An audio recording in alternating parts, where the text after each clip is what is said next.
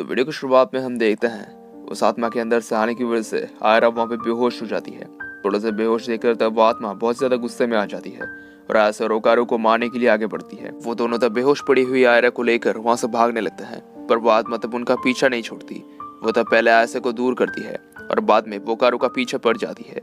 वो आत्मा तब उस पर बहुत बार अटैक करने की कोशिश करती है, पर बहुत कोशिश के बाद भी वो ओकारू और आयरा को चोट नहीं पहुंचा पाती। ओकारू तब आयरा को लेकर तब वहाँ से भागने लगता है, पर एक समय ऐसा आता है जब वो आत्मा ओकारू पर अटैक करके उसे आयरा से दूर कर देती है। आयरा तब वहाँ पे अकेले पड़ी होती है और वो आत्मा तब उसे खाने के लिए उसकी तरफ बढ़ने लगती है, पर तभी वो एक जगह पर रुक जाती है और अपनी जगह से आगे नहीं जा पाती। वहाँ पे तब वो देखती है कि उसके बाल वहाँ पे पूरी तरह से फंस चुके थे, जिस वजह से वो तब और आगे नहीं बढ़ सकती थी। वहाँ पे तब आयरा ओकारू भी आ जाते हैं, पर वो आत्मा तब उस जाल से छूटने की कोशिश करती है, पर आयरा तब उसे अपने पार से रोक के रखती है। वो तब ओकारू को अपने पुल पार का इस्तेमाल करके उस आत्मा को मारने कहती है, पर ओकारू तो बताता है कि उसे कभी भी उन पार का इस्तेमाल करके किसी आत्मा को मारा नहीं है, तो उसे ये पता नहीं है कि कैसे उसे मारा जाए। वो आत्मा तब वहाँ पे अपने बालों को ही काट देती है। वो तब ओकारू पर वार कर देती है। आयरा तब ओकारू को बचा लेती है और उसे जल्दी उसका काम करने कहती है। ओकारू तब अपने पार का इस्तेमाल करके सीधे उस आत्मा को मारता है। इससे तब वहाँ पे एक बहुत ही बड़ा धमाका होता है और वो उस आत्मा की हालत तब खराब हो जाती है। वहाँ पे तब उन्हें लगता है कि उन्होंने उस आत्मा को हरा दिया है। ओकारू तब उन पावर्स को यूज करने की वजह से बहुत ही ज्यादा थक जाता है और तब वहाँ पे टर्बो ग्रैनी आती है। आयरा तब उससे पूछती है कि वो लोग अब उस आत्मा के साथ क्या करें। इस पर ग्रैनी बताती है कि अभी की हालत को देखकर लगता है कि वो आत्मा अभी उसके पावर्स का इस्तेमाल नहीं कर पाएगी, पर अभी जब तक उनके पास समय है वो लोग उस लड़की के पास से ओकारू के बॉल को ला सकते हैं। टर्बो ग्रैनी तब आयरा के पास से ओकारू को बॉल को ढूंढने लगती है और बॉल ढूंढने के बाद उसे वो मिल भी जाती है। ग्रैनी तब बताती है कि वो लड़की मर चुकी है।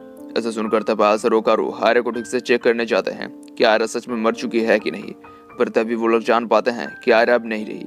ग्रैनी तब कहती है कि अगर एक मामूली इंसान एक आत्मा के हाथों खाई गई तो उसे तो तब मरना ही है। आयरा और ओकारू के पास अनोखी पावर्स थी, इसलिए वो सिर्फ जिंदा है। आयरा तब ओकारू को आयरा पर CPR देने कहती है और वो तब अपने साइकिक पावर से उसके हार्ट पर डायरेक्ट मसाज करती है, पर इसका तब कोई भी फायदा नहीं होता।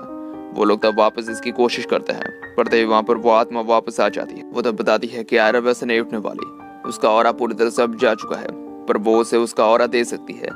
मरे हुए लोगों के लिए ऑरा एक तरह से बैटरी का तरह काम करती है। ओकारू और आयरा तब उसकी बातों पर यकीन नहीं करते और बताते हैं कि वो जरूर आयरा को वापस खाने की कोशिश करेगी। वो आत्मा तब अपने जबड़े को तोड़ लेती है और बताती है कि अभी भी अगर उन्हें उसके बातों पर यकीन नहीं हो रहा तो वो लोग वहाँ पे पड़े हुए लोहे से उसके सर को कुचल सकते हैं। ग्रैनी तब बताती है कि वो आत्मा सही कह रही है, बिना ऑरा के आयरा नहीं उठने वाली। आयरा तब किसी तरह से उसके बातों पर यकीन कर लेती है। वो तब सबको रेडी रहने कहती है ताकि अगर वो आत्मा उन्हें मारने की कोशिश करे तो वो लोग तैयार रह पाए। ओकारू तब ट्रांसफॉर्म हो जाता है। आयरा तब उस आत्मा से पूछती है कि वो कैसे आयरा को उसका ऑरा देगी। इस पर वो बताती है कि उसे आयरा के ऑरा के साथ उसका ऑरा मिलाना होगा, तभी आयरा वापस होश में आएगी।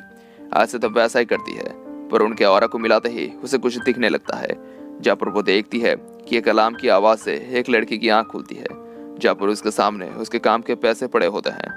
वो तब अपने घर जाने लगती है, पर जब वो घर पहुंचती है तब उसकी बेटी उसे देखकर बहुत ज्यादा खुश होती है। हमें तब पता चलता है कि वो लड़की और उसकी बेटी अकेले रहते हैं और वो लड़की और कोई नहीं आयरा होती है और वो लड़की उसकी मॉम। आयरा और उसकी मॉम एक दूसरे को अपनी जान से भी ज्यादा प्यार करते थे और आयरा की मॉम दिन और रात काम करके अपने बेटी को पालती थी, उसकी हर जरूरत का ख्याल रखती थी और उसे जितना ज्यादा खुश रखा जाए उतना खुश रखने की कोशिश करती थी। पर आयरा की मॉम उसके रात वाले काम से खुश नहीं होती, पर ऐसे ही वो लोग शांति से जिंदगी बिताने लगते हैं।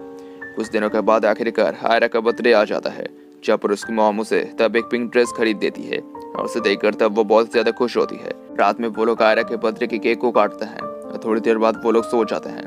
पर कुछ दिनों के बाद उनके शांति वाले दिन चल जाते हैं, जहाँ पर एक दिन आयरा के घर कुछ लोग उसकी मॉम से वसूली करने आते हैं, पर जब उन्हें पैसे नहीं मिलते तब वो लोग आयरा को ले जाने लगते हैं। उसकी मॉम तब ये नहीं देख पाती, जिस वजह से वो तब उन लोगों से लड़ने लगती है, पर वो आदमी उसे बहुत ही ज्यादा मारने लगता है। इससे तब आयरा की मॉम बहुत ज्यादा घायल हो जाती है और उसकी पूरी बॉडी खून से भर जाती है। वो लोग तब आयरा को ले जाते हैं और आयरा की मॉम थक हार के एक जगह पर पड़ी होती है। वो तब बहुत ही ज्यादा लाचार होती है, पर इतने घायल होने के बावजूद भी वो बाहर चली आती है और पागलों की तरह आयरा को ढूंढने लगती है। कुछ दूर जाते ही तब उसे वो गाड़ी दिखती है जो आयरा को लेकर जा रही थी, पर वो तब कुछ भी नहीं कर पाती। उसे तब अपनी बेटी का ख्याल आता है, पर इतना ज्यादा घायल होने की वजह से और खून बहने की वजह से वो वहां पर ही गिर जाती है और आखिरकार उसकी मौत होती है। इससे वो तब आयरा को बचा नहीं पाती और एक आत्मा में बदल जाती है। कुछ दिनों के बाद उसकी आत्मा आयरा को ढूंढने लगती है, जहाँ पर उसे तब वो मिल भी जाती है जो एक दूसरे आदमी के साथ थी जिसने आयरा को तब गोद ले लिया था। वहाँ पे तब आयरा का रंग रूप भी पूरी तरह से बदल चुका था। वहाँ पे तब वो आत्मा कसम खाती है कि वो मरने के बाद भी आयरा को बचाएगी, चाहे कुछ भी हो जाए। और इस गुस्से की वजह से ही वो धीरे धीरे एक बुरी आत्मा या कहा जाए एक योकाई मॉन्स्टर बन गई। वहाँ पे तब प्रेजेंट में आयरा की आंख खुल जाती है। वहाँ पे तब आयरा से भी सब कुछ देख चुकी थी। वो आत्मा तब बताती है कि वो सिर्फ आयरा को बचाना चाहती थी, पर उसे ये नहीं पता था कि वो कब एक मॉन्स्टर बन जाएगी। वो तब धीरे धीरे वहाँ पे खत्म होने लगती है। आज से तब टर्बो ग्रैनी से उस आत्मा के खत्म होने की वजह पूछती है।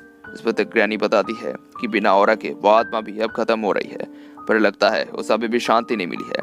आज से तब पूछती है कि वो लोग कैसे उसे शांति दे सकते हैं। ग्रैनी तब बताती है कि ये उस आत्मा के ऊपर है कि उसे कैसे शांति मिल सकती है, पर अगर उसे शांति नहीं मिली तो वो धीरे धीरे गायब हो जाएगी और किसी भी दुनिया में उसे न जिंदा लोग याद रख पाएंगे और ना ही मरे हुए लोग। वो आत्मा तब आयरा से माफी मांगती है और बताती है कि उसकी वजह से ही आयरा इतनी मुश्किल में पड़ी थी। अगर वो उसकी बेटी ना होती तब वो और भी ज्यादा खुश रहती। आयरा तब उसके बातों को सुनकर उसके पास आके उसे पकड़ लेती है और आज तक उसके लिए इतना कुछ करने की वजह से उसका शुक्रिया अदा करती है। उस आत्मा को तब आयरा के साथ बिता हुए उसके पहले के पल याद आते हैं और आखिरकार वो पूरी तरह से खत्म होकर हवा के साथ उड़ जाती है। और इसके साथ ही वीडियो खत्म हो जाता है। Thank you for watching.